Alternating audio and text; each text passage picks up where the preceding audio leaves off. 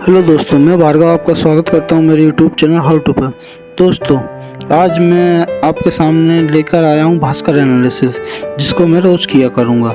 आइए दोस्तों, बिना किसी देरी के हम न्यूज़ को जानना शुरू करते हैं, क्योंकि कीमत वक्त सबसे कीमती है, जिसको हमें वेस्ट नहीं करना है। जो अपने काम की जानकारी हम जान लेते हैं।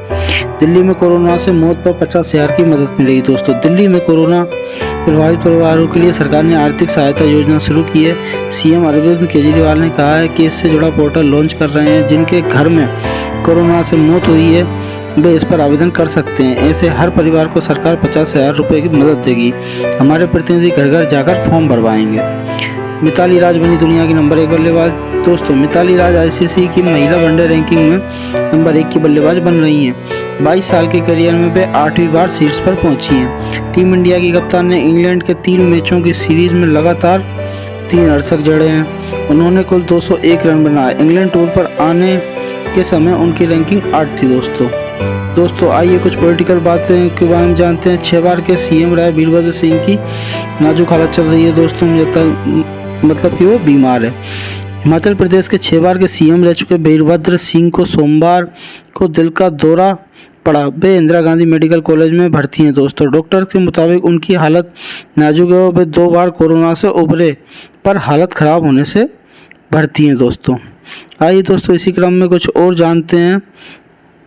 कोरोना ने अपने देश पे जो कहर बरपाया, उसने क्या क्या लोगों के शरीर को हानि पहुंचाई है, इसके लिए कुछ डॉक्टरों ने ऑटोप्सी में खुलासा किया है। दोस्तों, लंग्स, किडनी के अलावा ब्रेन, पैंक्रियाज, लीवर और हार्ट तक कोरोना पहुंच चुका था। दोस्तों, इस बार देश में पहली बार भोपाल के एम्स के डॉक्टरों ने 21 शवों का पोस्टमार्टम किया। दोस्तों आइए इसको कुछ डिटेल से जानते हैं अपन।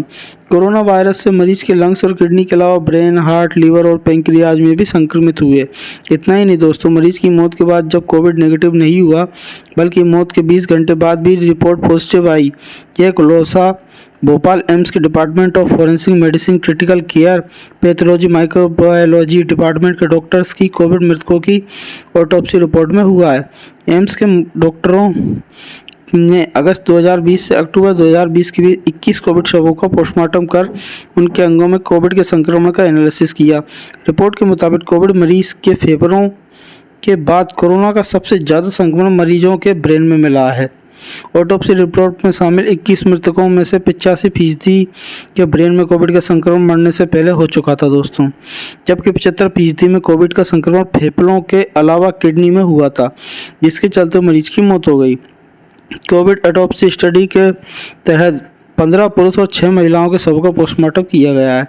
इनमें 20 कोविड मृतकों को मोर्बिडिटी थी, जबकि एक मृतक कोरोना संक्रमित होने के पहले पूरी तरह स्वस्थ था।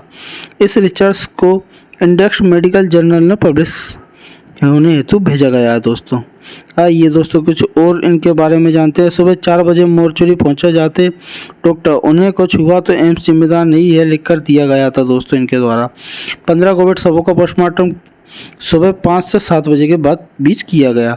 इस रिसर्च के लिए डॉक्टरों को सुबह 4 बजे मोर्चरी पहुंचना होता था। इनमें से 15 कोविड मृतकों का पोस्टमार्टम तो सुबह 5 से 7 के बीच हुआ था। दोस्तों आइए दोस्तों कुछ और न्यूज़ के बारे में अपन जानते हैं। आते हैं मध्य प्रदेश पॉलिटिक्स पर। 8 राज्यपालों को मोदी सरकार ने नया राज्यों की जिम्मेदारी दी है। दोस्तों इसमें मंगू भाई पटेल को मध्य प्रदेश का, थावरचंद गहलोत को कर्नाटक के राज्यपाल बनाए गए हैं। आइए दोस्तों कुछ और जानते हैं इनके बारे में विस्तार से। मंत्रिपरिषद में फेरबदल की तैयारियों के बीच राष्ट्रपति रामनाथ कोविंद ने मंगलवार को 8 राज्यपालों की नियुक्ति की है। मोदी सरकार में सामाजिक न्याय व अधिकारिता मंत्री थावरचंद गहलोत को कर्नाटक का राज्यपाल बनाया गया है। 73 वर्षीय गहलोत बजूभाई वाला की जगह लेंगे। बजूभाई 2014 से कर्नाटक के राज्यपाल हैं। वहीं गुजरात के पूर्व मंत्री गंगूभाई छगनभाई पटेल को मध्य प्रदेश का राज्यपाल बनाया गया है। पटेल बुधवार रात तक भोपाल पहुंच जाएंगे। दोस्तों राजभवन के सूत्रों के अनुसार गुरुवार को उनका शपथ ग्रहण कार्यक्रम हो सकता है। आइए दोस्तों किसे कहां की जिम्मेदारी गई है इसके बारे में जानते हैं। कर्नाटक का राज्यपाल श्री थावरचंद गहलोत जी को बनाया गया है।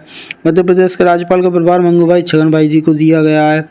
मिजोरम के राज्यपाल का प्रभार हरिबाबू कंभमपति जी को दिया गया है और गोवा के राज्यपाल का प्रभार श्रीधरन पिल्लई को दिया गया है, जिन्हें अपन मेट्रोमैन भी कहते हैं। हिमाचल के राज्यपाल का प्रभार विश्वनाथ आर्लेकर जी को दिया गया है। हरियाणा के गवर्नर का प्रभार बंडारू दत्तात्रेय को दिया गया है। त्रिपुरा के राज्यपाल का प्रभार सत्यदेव नारायण आर्य को दिया गया है और झारखंड के राज्यपाल का प्रभार रमेश बैस जी को दिया गया है। आइए दोस्तों, अपन मध्य प्रदेश के जो राज्यपाल बनाए गए हैं उनके जीवन के बारे में कुछ जानते हैं। दोस्तों, मध्य प्रदेश में राज्यपाल छगन भाई मात्र 9वीं पास हैं। 5 बार गुजरात विधानसभा से सदस्य रहे हैं। वे काफ़ी लंबे समय से भाजपा संसदीय बोर्ड के सदस्य रहे। अब तक मोदी जी की 2 सरकारों में कैबिनेट मंत्री रहे। दोस्तों, अपन मंगू भाई सी पटेल गुजरात में भारतीय जनता पार्टी के बड़े नेता हैं। उन्होंने 2014 में गुजरात विधानसभा में कार्यवाहक अध्यक्ष के रूप में काम किया है। इससे पहले उन्होंने गुजरात सरकार में कैबिनेट मंत्री के रूप में काम किया। पटेल नवसारी जिले से विधानसभा के लिए चुने गए हैं। दोस्तों, कट्टर संघ से जुड़े रहे हैं। अपने मध्य प्रदेश के नवनियुक्त राज्यपाल मंगू भाई पटेल गुजरात के नवसारी से 5 बार और एक अन्य विधानसभा क्षेत्र से विधायक रहे हैं। मोदी कैबिनेट में वन एवं पर्यावरण मंत्री रहे। वे दक्षिण गुजरात के प्रमुख आदिवासी नेता के रूप में भी जाने गए हैं। आदिवासियों के बीच के काम का फायदा मिलेगा। दोस्तों, आइए दोस्तों, इसी बीच मंगू भाई छगन भाई पटेल जी ने एक बयान दिया है, उसके बारे में अपन जानते हैं। मैंने गुजरात में आदिवासी क्षेत्र में बहुत काम किया है। मध्य प्रदेश में बड़ी संख्या में आदिवासी भाई रहते हैं। गुजरात में उनके बीच किए गए काम का फायदा मुझे मध्य प्रदेश में मिलेगा। आदिवासियों सहित अन्य वर्ग के लिए भी जो भी अच्छा काम कर सकता हूँ वह करूँगा। आइए दोस्तों, कुछ और इसी क्रम में आगे बढ़ते हैं। मोदी सरकार और ट्विटर के बीच काफ़ी तानातनी चल रही है। दोस्तों, इसी क्रम में दिल्ली हाईकोर्ट ने एक बयान दिया है। स्थानीय शिकायत निवारण अधिकारी की नियुक्ति का मसला चल रहा है। दोस्तों, जो मोदी सरकार ने कहा है ट्विटर को एक अधिकारी अपॉइंट करने के लिए। सरकार ट्विटर पर कार्रवाई करने के लिए स्वतंत्र है, यह कहना है दिल्ली हाईकोर्ट का। आइए इसे विस्तार से समझते हैं। दिल्ली हाईकोर्ट के आईटी नियमों का पालन न करने के मामले में मंगलवार को ट्विटर की खिंचाई की। अदालत ने कहा कि वह उसे कोई संरक्षण नहीं दे रही है। केंद्र उस पर कार्रवाई के लिए स्वतंत्र है। कोर्ट ने कहा, यदि आप भारत में काम करना चाहते हो तो आपको नियमों को मानना होगा। आप इस गलतफहमी में न रहें कि भारत में आप जितना चाहें समय ले सकते हैं और आपसे कोई सवाल नहीं करेगा। मामला स्थानीय शिकायत निवारण अधिकारी की नियुक्ति से जुड़ा था। जस्टिस रेखा पल्ली ने कहा कि ट्विटर ने खुद अदालत में कहा कि उसने अधिकारी नियुक्त कर दिया है, मगर अब कहा जा रहा है कि वह अस्थायी अधिकारी था, फौरी तौर पर नियुक्त किया गया। अभी अस्थायी अधिकारी की नियुक्ति की प्रक्रिया जारी है। कोर्ट ने कहा, अदालत के आदेश को भी 2 हफ्ते हो चुके हैं और ट्विटर कह रहा है कि वह अभी सिर्फ प्रक्रिया में है, जबकि सुनवाई की तारीख को ध्यान में रखते हुए अधिकारी की नियुक्ति कर देनी चाहिए। दोस्तों, ट्विटर और मोदी सरकार के बीच ये तानातनी पिछले काफ़ी दिनों से चल रही है और अंततः इसका निराकरण हो ही जाएगा। केंद्र ने कहा है कि देश में 17 राज्यों में 73 जिलों में 10% से ज़्यादा संक्रमण दर है। दोस्तों, आइए दोस्तों, कोरोना में कुछ और जानने की कोशिश करते हैं। वैक्सीनेशन के बारे में एक खबर है। दोस्तों, पिछले 7 दिन में टीके 32% से कम लगे। इस महीने टीकाकरण की रफ्तार बढ़ने की उम्मीद भी कम है, क्योंकि डोज उसी संख्या में बन रहे हैं। दोस्तों, आइए दोस्तों, कुछ और जानकारी जानने की कोशिश करते हैं। अयोध्या एक्सटेंशन में 40 मकान, 3 फ्लैट और 300 दुकानें बनेंगी। दोस्तों, ये खबर भोपाल से रिलेटेड है, जिससे अपना इतना कोई वास्ता नहीं है, तो भोपाल की खबर को हम रहने देंगे। दोस्तों, आइए दोस्तों, आगे बढ़ते हैं। कुछ और जो सूचना दी गई हैं, जिसमें से यह महत्वपूर्ण सूचना मुझे लग रही है। केंद्रीय शिक्षा मंत्री निशंक जी ने ऐलान किया है कि जेईई मेंस 20 से 25 जुलाई और 27 जुलाई से 2 अगस्त के बीच होगा। जेईई मेंस के तीसरे चरण की परीक्षाएं 20 जुलाई से 25 जुलाई तक होंगी। वहीं चौथे चरण की परीक्षाएं 27 जुलाई से 2 अगस्त तक होंगी। केंद्रीय शिक्षा मंत्री रमेश पोखरियाल निशंक ने मंगलवार को सोशल मीडिया पर जानकारी दी। उन्होंने कहा कि नतीजे अगस्त में जारी किए जाएंगे। देश के इंजीनियरिंग कॉलेज में दाखिले के लिए होने वाली इस परीक्षा के पहले 2 चरण फरवरी और मार्च में हो गए थे, मगर कोरोना की दूसरी लहर के कारण अप्रैल और मई में दोनों चरण टाले गए हैं। 10 लाख रुपए की लाशन की कालाबाजारी के विक्रेता और प्रबंधक भाइयों को जेल भेजा गया। ये अपने काम की कोई न्यूज़ नहीं है दोस्तों, जिसमें अपने को अपना कीमती वक्त बर्बाद नहीं करना है। बालाघाट के जंगल में करंट लगाकर किया गया टाइगर का शिकार। जय दोस्तों, अपने मध्य प्रदेश में टाइगरों के खिलाफ हिंसा बढ़ती जा रही है, जिसको हमें ध्यान देना होगा कि ऐसा ना हो। अपने स्तर से जो भी अपन कर सकते हैं कृपया कर कीजिएगा। आइए दोस्तों, कुछ और खबरों के बारे में जानते हैं अपन। दोस्तों, मध्य प्रदेश में इस बार वर्षा कम हुई है, जिसके कारण अपनी फसल पर काफ़ी गहरा प्रभाव पड़ने का अनुमान लगाया जा रहा है। मध्य प्रदेश में मक्का की ओर रुझान बढ़ेगा। इस वर्ष वर्षा की कमी से खरीफ में 21% बोवनी कम हुई है दोस्तों। आइए इसी को हम विस्तार से जानने की कोशिश करते हैं। मानसून में वर्षा की देरी 1 जुलाई तक देश में बोवनी के रकबे में 21% की गिरावट आई है। विशेषकर दलहन, तिलहन और कपास की बोवनी घटी है, किंतु धान की रोपाई एवं गन्ने की बोवनी बढ़ी है। मोटे अनाजों की बोवनी 41 लाख हेक्टेयर से घटकर 34 लाख हेक्टेयर तक रह गई है, किंतु मक्का की बोवनी 19 लाख हेक्टेयर की बजाय 22 लाख हेक्टेयर में हो चुकी है। इसी क्रम में सीधा अनुमान यही है कि वर्षा कम होने से इस बार अपनी फसलों को नुकसान ज़्यादा होगा। दोस्तों, गुजरात, महाराष्ट्र व उत्तर प्रदेश में गन्ने की बोवनी इस बार अधिक हुई है। तूफानी रफ्तार से इस बार देखा जाए तो मक्का के भाव बिल्कुल तूफानी रफ्तार से बढ़ रहे हैं। आइए दोस्तों, कुछ न्यूज़ अपन स्पोर्ट के बारे में भी जान लेते हैं। दोस्तों, 29 साल के फेडरर अंतिम 8 में जगह बना ली है। उन्होंने अब सबसे उम्रदराज में। दोस्तों, विंबलडन टूर्नामेंट चल रहा है टेनिस का, जिस विंबलडन के सबसे पसंदीदा खिलाड़ी रोजर फेडरर जब भी कोर्ट में होते हैं तो उनका खेल देख रहा है फैंस उनके चेहरे पर हमेशा मुस्कुराहट होती है। उनका शॉट इतने बारीक और परफेक्ट होते हैं कि फैंस मंत्रमुग्ध हो जाते हैं। अपनी इस काबिलियत के दम पर स्विस खिलाड़ी फेडरर 18वीं बार इस ग्रास कोर्ट ग्रैंड स्लैम के क्वार्टर फाइनल में पहुंच गए हैं। 39 साल 333 दिन के फेडरर इस ग्रैंड स्लैम के अंतिम 8 में पहुंचने वाले ओपन एरा 1968 के बाद में सबसे उम्रदराज खिलाड़ी बन गए हैं। प्री क्वार्टर फाइनल में 6ठी सीड फेडरर ने इटली के लोरेंजो सोनेगो को मात दी।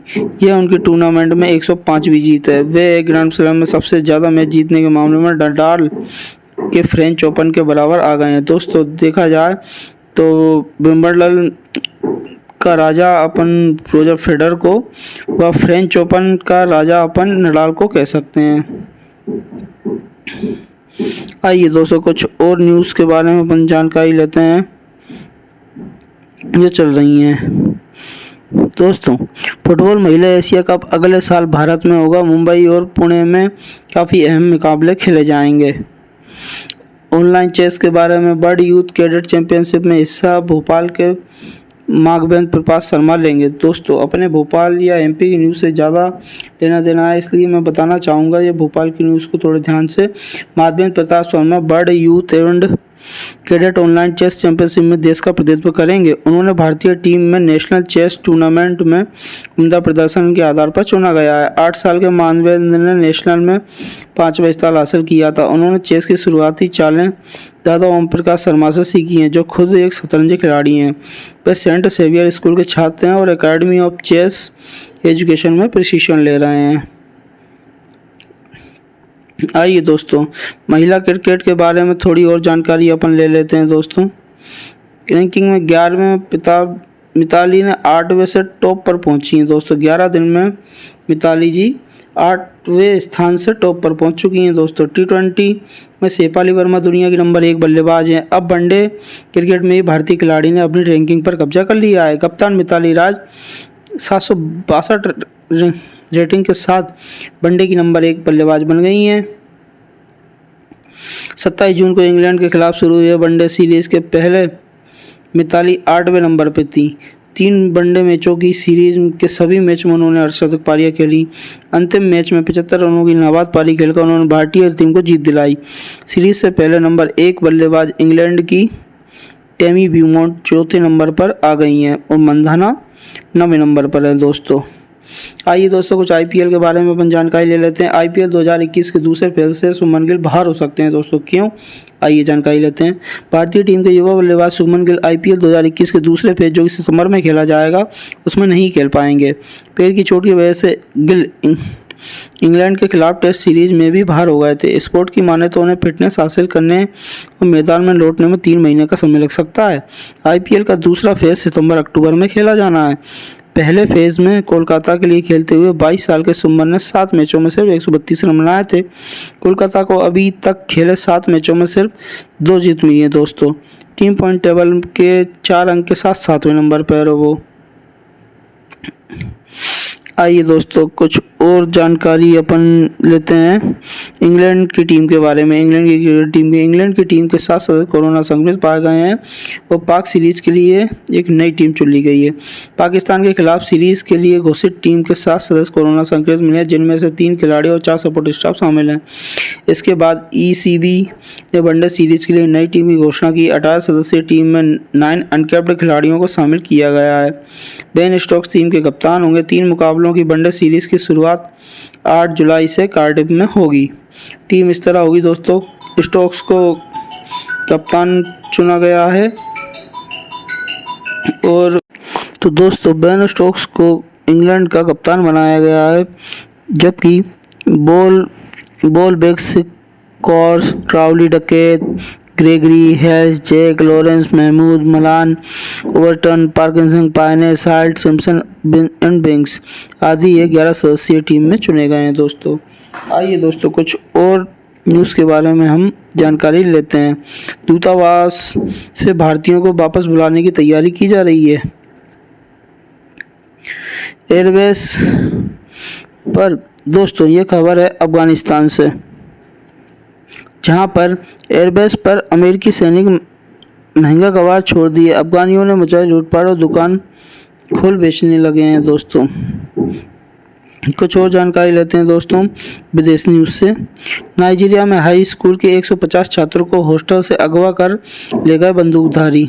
दोस्तों अफ्रीकी देश नाइजीरिया में एक बार फिर बड़ी संख्या में स्कूली बच्चों का अपहरण किया गया है। यहाँ बंदूकधारियों ने एक बोर्डिंग स्कूल में पढ़ने वाले 150 छात्रों को अगवा कर लिया। पहले भी देश में स्कूली छात्रों को निशाना बनाया गया है। इनका अपहरण फिरौती के लिए किया जाता है। जानकारी के मुताबिक इस बार बंदूकधारी काडूना राज्य के बेथल वापलिस हाई स्कूल से करीब 150 लोगों को अपने साथ ले गए। स्कूल के शिक्षक इमैनुअल पॉल ने कहा कि 25 छात्र अपहरणकर्ताओं के चंगुल से बच निकलने में कामयाब भी रहे।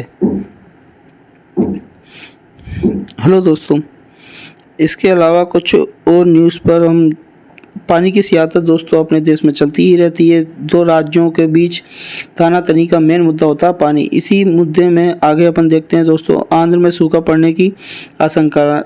आंध्र प्रदेश में सूखा पड़ने की आशंका है दोस्तों, कम बारिश के चलते। तेलंगाना ने आंध्र का पानी रोक दिया है। 3 बांधों पर पुलिस की तैनाती भी की गई है। आइए दोस्तों इस खबर को अपन विस्तार से जानने की कोशिश करते हैं और यह पूरा विवाद क्या है इस पर थोड़ी नज़र डालते हैं। तेलंगाना और आंध्र प्रदेश के बीच कृष्णा नदी के पानी को लेकर विवाद बढ़ता जा रहा है दोस्तों। दोनों राज्य अपने हिस्से का पानी रोकने के लिए अवैध निर्माण का आरोप लगा रहे हैं। ताज़ा विवाद तेलंगाना द्वारा श्रीशैलम विद्युत परियोजना के तहत बिजली बनाने को लेकर शुरू हुआ। आंध्र प्रदेश का आरोप है कि तेलंगाना श्रीशैलम के अलावा पुलिचिंताला में भी आंध्र के हिस्से का पानी इस्तेमाल कर बिजली बना रहा है। लिहाजा कृष्णा नदी पर अवैध निर्माण को लेकर श्रीशैलम, नागार्जुन सागर और पुलिचिंचाला में दोनों राज्यों में पुलिस आमने सामने तैनात हैं। आंध्र प्रदेश के मुख्यमंत्री जगन मोहन रेड्डी ने केंद्रीय जल संसाधन मंत्री गजेंद्र शेखावत को पत्र लिखकर हस्तक्षेप करने की मांग की है। उन्होंने आरोप लगाया है कि तेलंगाना के अड़ियल रुख के कारण सूखाग्रस्त रायलसीमा क्षेत्र, प्रकाशम और नेल्लोर जिलों में चेन्नई के लिए संकट पैदा होगा। तेलंगाना के सीएम केसीआर के करीबी और ऊर्जा मंत्री श्री जगदीश्वर रेड्डी कहते हैं कि जगनमोहन एक तरफा रायलसीमा लिफ्ट सिंचाई योजना के साथ साथ पेथिराडप्पाड़ू प्रोजेक्ट का विस्तार कर रहे हैं ताकि कृष्णा नदी के पानी को अपने राज्य में ले जाएं। आइए दोस्तों कुछ खबर अपन कर्नाटक से भी आ रही है दोस्तों। उप मुख्यमंत्री के बेटे की कार ने टक्कर मारी जिससे किसान की दर्दनाक मौत हो गई है। ये छोटी मोटी न्यूज़ हैं जिनका अपन ध्यान देंगे तो ही सही रहेगा दोस्तों। बाकी हांगकांग में प्राइवेसी कानून बदल गए तो आईटी कंपनियों ने सेवा नहीं देंगी, चेतावनी दी है। चीन को आईटी कंपनियों के समूह ने चिट्ठी भेजी है दोस्तों। इसमें क्या है दोस्तों, अपन इसको थोड़ा और विस्तार से जानने की कोशिश करते हैं। एशिया इंटरनेट गठबंधन नाम से उद्योग समूह ने हांगकांग प्रशासन को एक पत्र भेजा है। इसमें कहा गया है कि चीन यदि हांगकांग के प्राइवेसी कानून में बदलाव करने की दिशा में आगे बढ़ता है तो आईटी कंपनियां देश छोड़ देंगी। LIC में गूगल, फेसबुक, ट्विटर और एप्पल जैसी कंपनियां सदस्य हैं। यह पत्र गोपनीयता आयुक्त एडा लुंग लाई लिंग को 25 जून को लिखा गया। LIC के मैनेजिंग डायरेक्टर जेन पेन ने पत्र में कहा है कि हांगकांग में प्रस्तावित प्राइवेसी पॉलिसी में संशोधनों वहां के लोगों को गंभीर तौर पर प्रभावित कर सकता है। LIC ने कहा है कि हम मानते हैं कि कोई भी विरोधी कानून जो अभिव्यक्ति की आज़ादी से कम करे उसे आवश्यकता सिद्धांतों पर बनाया जाना चाहिए। बता दें कि पिछले साल चीन के बजाय कानून के विरोध में 10,000 से अधिक लोग गिरफ्तार किए जा चुके हैं। इसमें लगभग 128 राजनेता और पत्रकार हैं। आइए दोस्तों थोड़ा और न्यूज़ के बारे में हम जानकारी मानने की कोशिश करते हैं। दुनिया भर के अरबपतियों का समर कैंप इस बार सन वैली में शुरू हुआ। दोस्तों अमेरिका के में ग्रामीण इलाके इदाहो में इन दिनों प्राइवेट जेट्स की भीड़भाड़ है। दरअसल यहाँ के साउथ थोथ राष्ट्रीय उद्यान स्थित प्राइवेट रिसोर्ट सन वैली में सोमवार को दुनिया भर के अरबपतियों का सालाना कॉन्फ्रेंस शुरू हो गई है। इसे बिलियनियर समर भी कहा जाता है। इसमें टेक्नोलॉजी, मीडिया, फिल्म, खेल और दूसरे बिजनेस से जुड़े दिग्गज जुड़ते हैं। Warren Buffett, Jeff Bezos, Amazon के CEO एंडी जेसी, एप्पल के टिम कुक, फेसबुक के मार्क, डिस्कवरी के CEO David Zaslav, 20th century Fox के vice president John Lennon, UN की पूर्व एम्बेसडर निकी हेली और माइक्रोसॉफ्ट के बिल गेट्स सहित कई नामी शख्सियत यहां पहुंच भी चुकी हैं। फिलहाल इदाहो के फ्राइडमैन मेमोरियल हवाई अड्डे पर बिजनेस जेट्स की भीड़ है जो एक हफ्ते तक यहीं पार्क रहेंगे। यहां से मेहमानों को 15 किलोमीटर दूर पहाड़ियों से घिरे सन वैली रिसोर्ट ले जाया जाएगा। कॉन्फ्रेंस के लिए अगले 5 दिनों तक सभी दिग्गज रुकेंगे और बिजनेस रणनीति बनाएंगे। खास बात यह है कि इस दौरान मीडिया या किसी भी बाहरी क्षेत्र को प्रवेश नहीं दिया जाएगा। साथ ही इन मेहमानों के लिए वैक्सीनेशन अनिवार्य है। इस समर कैंप का आयोजन investment bank Allen and company करती है। कॉन्फ्रेंस के एजेंडे में महामारी और उसका बिजनेस पर असर, दर्शकों का ऑनलाइन वीडियो प्लेटफॉर्म कर आना प्रमुख है। दिग्गज यहां अगले 1 साल के लिए अपने बिजनेस का फोकस एरिया और विजन भी पेश करेंगे। साथ ही किन क्षेत्रों में निवेश बढ़ाने की ज़रूरत है इस पर भी चर्चा की जाएगी। दोस्तों अगर वीडियो पसंद आया हो तो इसको लाइक एंड शेयर सब्सक्राइब कीजिएगा। धन्यवाद।